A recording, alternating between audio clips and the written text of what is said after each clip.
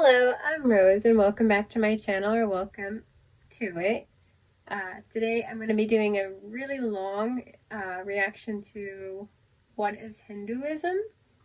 So if you guys want to make your popcorn, get your drink, sit down, relax, chill, this is going to be a long video. So let's take a look. Hinduism, the religion of over 1 billion people, A lot of people. is the world's oldest religion and probably the most confusing one to non-Hindus. Some say it isn't even a religion, more a way of life. Hindus themselves call it the Sanātana Dharma, the eternal tradition. So, what is Hinduism? Does YOLO apply to them? And who is this elephant guy? Finish. Well, let's find out.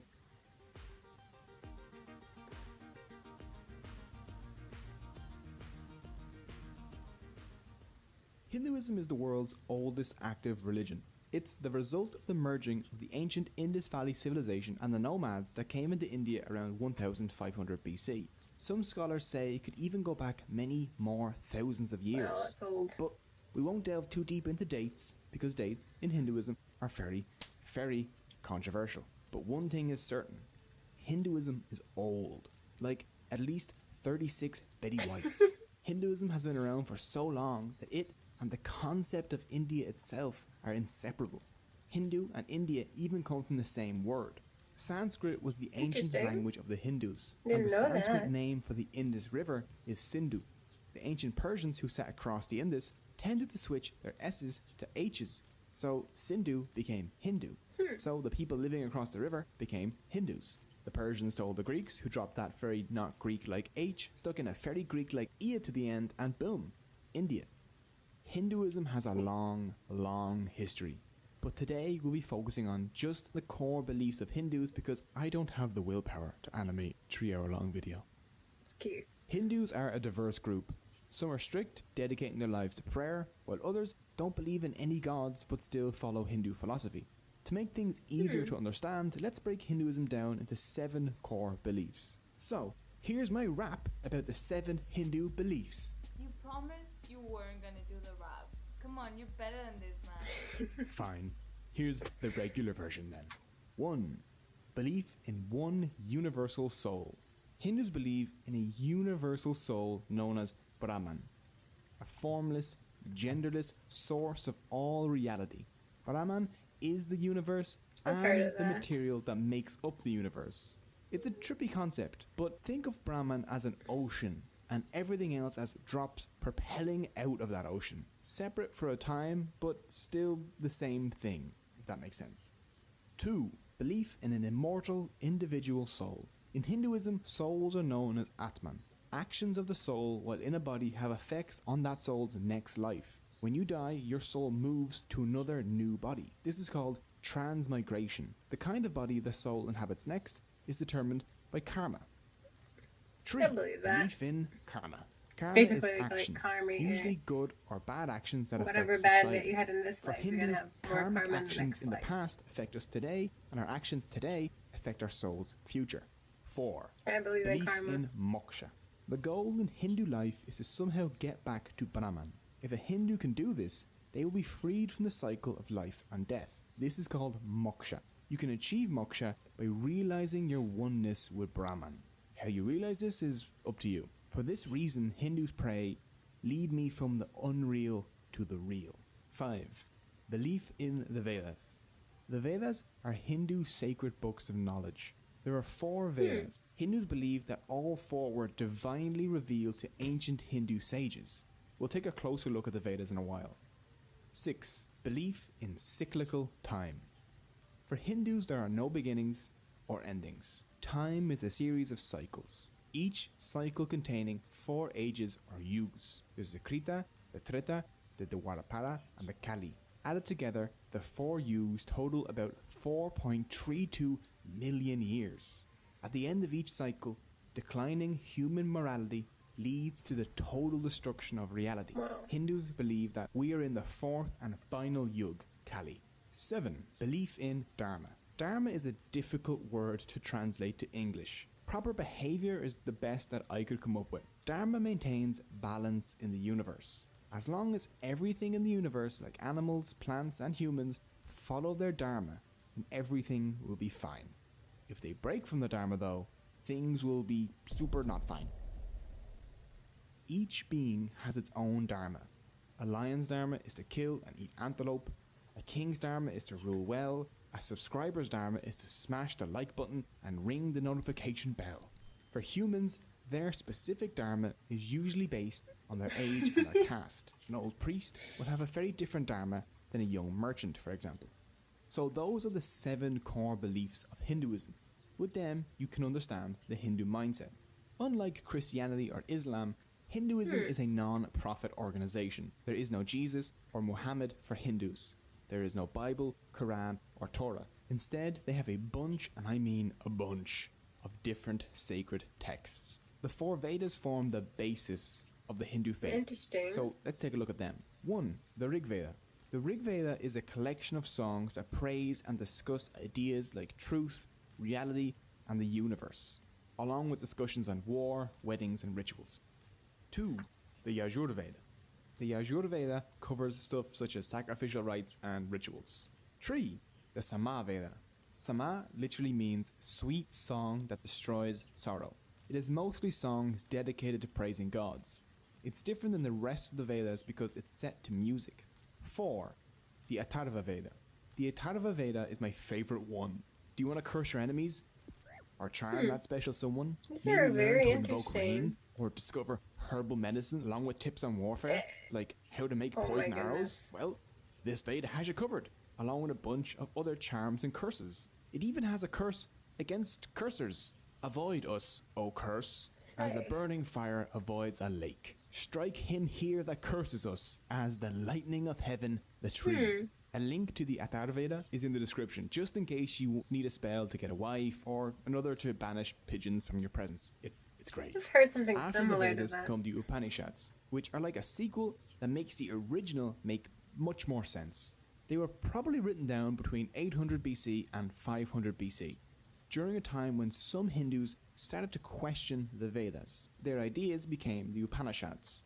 The Upanishads are books on philosophy, like we would expect from Plato or Aristotle. They're all about questioning, doubt, debate, and finding the answers to life's difficult questions. A theme in the Upanishads is that people are not their minds, or bodies, or egos, but their Atman.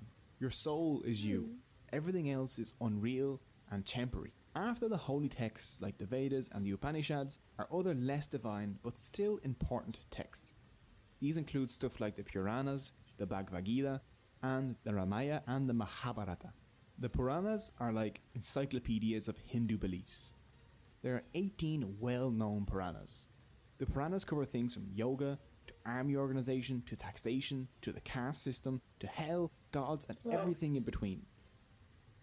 The Bhagavad Gita, Gita for short, is one of Hinduism's most important texts. It's very the Gita detailed. takes place on a battlefield where Arjuna, a great warrior, refuses to fight. Lord Krishna steps in to urge Arjuna to fight, They have and their an English discussion version. covers things such as dharma and how to live your best life. It'd be Arjuna very interesting eventually to read fought some of these after Lord things. Krishna taught him the truth about dharma. As a member of the warrior caste, Arjuna's dharma was to fight against evil. The lesson of the Gita is that everyone faces difficult choices, but they must act on them according to their dharma, no matter how unpleasant. Along with all these philosophical texts, Hinduism has 2 action-packed epics, the Ramayana and the Mahabharata. The Ramayana, the earlier of the 2 texts, tells the story of Prince Rama. In the epic, you find out about his 14-year-long exile, the abduction of his wife Sita, his battle with the evil demon Ravana, and his awesome monkey sidekick Hanuman.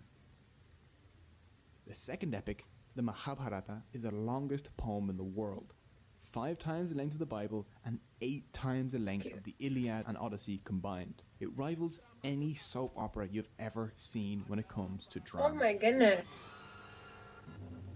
Murder, betrayal, love, murder, and giant battles. The Mahabharata has it all. The theme running through the Ramayana and the Mahabharata is that dharma must be followed for society to function. In Hinduism, there are 4 goals a person should aim for to have a good life. The first of these is dharma, followed by artha, the pursuit of prosperity and good reputation, kama, pleasure both in body and in mind, and moksha, the release from the cycles of rebirth. Hindus should practice artha and kama with dharma in order to achieve moksha. There are also 6 temptations Hindus should try and avoid. Kama, lust and materialism. This kama is different from the good kama mentioned above, I know. Next is kruda, which is anger. Lobha, which is greed. Moha, which is unrealistic attachment to things, people and power. Mada, which is pride. And matsarya, which is jealousy. By following their dharma and avoiding these 6 temptations, a Hindu can break the cycle of rebirth and have their soul merge back into Brahman. But even though everything comes from Brahman, who is the one real thing in Hinduism, Hindus do, I after really like all, this video. have thousands of gods. Obviously, So I have let's no take a look at them. clue First, there's Brahma, what the Hinduism creator. is. He created I've seen, everything in the universe, some of but the he is not traditions, but I the don't universe itself. Because know that's enough Brahman. to speak They aren't the on same it, thing. obviously. That last letter So, changes a lot, this apparently. video is very He has informative. 4 heads. The heads face each of the 4 directions to represent the 4 Vedas, which he created, and the 4 yugas. He also holds a book, which represents knowledge. Oh, and he rides a giant swan because he's just fancy. His consort is Saraswati, the goddess of learning. Vishnu, the preserver, is the second member of the Hindu trinity.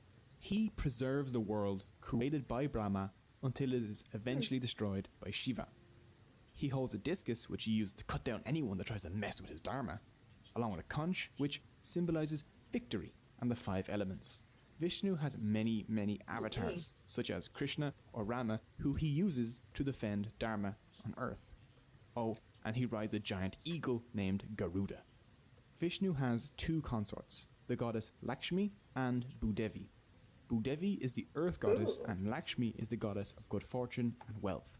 Next is Shiva the Destroyer, I've heard the of some third of member these of the Hindu trinity. names. It's his job to destroy the universe in order to prepare for its renewal at the end of each cycle of time. The most identifiable of his features is his third eye, which he almost always keeps closed. If think everybody he does should open just it be and you're in front of him, open-minded to then you will have your face melted all off. religions. When not It's unmaking very existence, Shiva fascinating. enjoys long walks with his bull named Nandi. I feel like it's fascinating.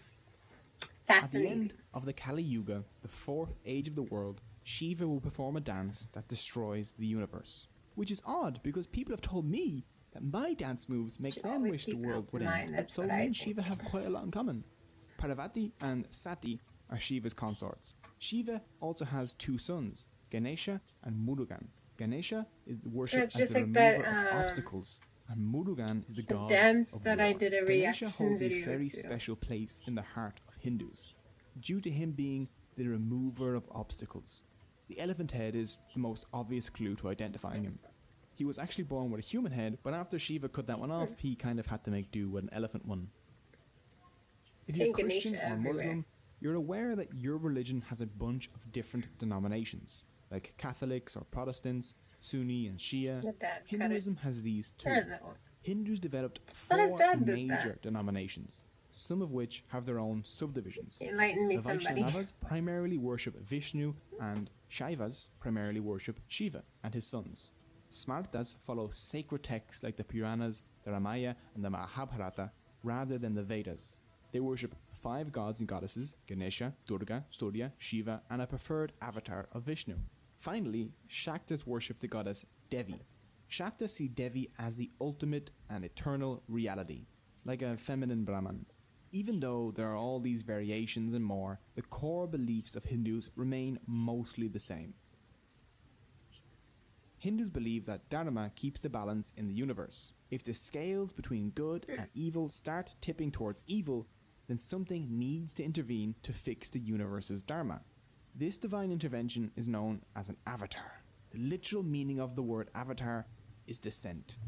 Avatars are gods that descend to Earth to intervene whenever help is needed to restore Dharma. For example, when the Earth was dragged underneath the ocean, Vishnu descended to Earth as the avatar Varaha, a boar, and dragged the Earth back out. In other cases, Vishnu was born on Earth as a human avatar like Rama or Krishna, where he spent his avatar's life fixing Dharma. So, the caste system. If you only know one thing about Hinduism, this is probably it. People see it as an oppressive system that locks people in place based on their birth. And for a huge part of history, that's what it's been, unfortunately. Let's do a quick explanation of what the caste system is. In Hinduism, there are 4 castes or classes that you can be born into. There's the Brahmin, the priest, the Kshatriyas, the warriors, the Vaishyas, the traders, and the Shudras, the manual laborers. The main basis for the caste system can be found in the Bhagavad Gita and the Rig Veda.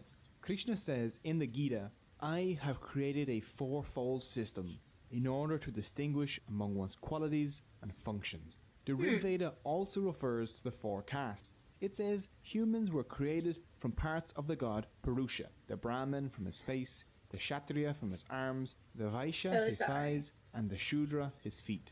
This system was supposed to assign people functions based on their abilities, not their birth. If someone had the qualities of a Brahmin or a Vaishya, they could fill those roles. The Gita didn't restrict movement among castes, and the caste system functioned as intended for a while, until a document known as the Laws of Manu came about around the 5th century BC. Popularly referred to as the Manu Smriti, they created hard rules for Hindu life. 2 rules presented in it contributed to the way the caste system turned out. Manu states that the Brahmin were the lords of all castes, and he forbid moving among the castes. The caste you were born into was now the caste you're stuck in. If you give humans a hierarchy, they'll exploit it, and things will go sour pretty quickly. As time passed, Hindus began thinking in terms of upper and lower castes. Soon, cleaning toilets, tanning leather, and dealing with meat products were thought to be impure. The people doing those jobs became untouchables, the lowest of the low, a people without caste. And the rest is history. The modern world has brought many changes though. Now Hindus mix freely while working together in the same businesses, attending the same schools, and generally just living together. But when it comes to marriage, many Hindus still stick to their own caste. But this too is changing, and on Hindu dating websites you can actually see people list a non-preference for caste. They say, I don't care caste, if you're rich, no and I power. don't care if you're poor. So, those are the basics of Hinduism. It isn't even close to covering everything. One video simply can't do it. Hinduism is too diverse, too deep, and means too many different things to different people. But learning even the basics of this fascinating and ancient religion gives us an insight into the worldview of over 1 billion people, and I hope you enjoyed it. You can find all the sources used in the description below. If you would like to follow your correct Dharma, then please subscribe. If you're interested in supporting the channel, there are links to my t-shirt store and Patreon also in the description. Won't get too much Thank into you it, so much for obviously watching. I don't know a lot about it. I want to thank Ashwani Sharma for sharing this video with me. I really appreciate it. Definitely gives me some more knowledge into Hinduism that obviously I don't know too much about, so I really appreciate that. Thank you so much. Hope you guys enjoyed this video. Thank you for hanging around for this long. I know it was so long, but it's probably the longest video I'm ever gonna do. But if you guys liked it, please like, share, subscribe. If you'd like to see anything else, please leave your feedback in the comments. Or you can always find me on Instagram, Rose Dynasty. You can always message me on there as well. Well, have a great day. Bye.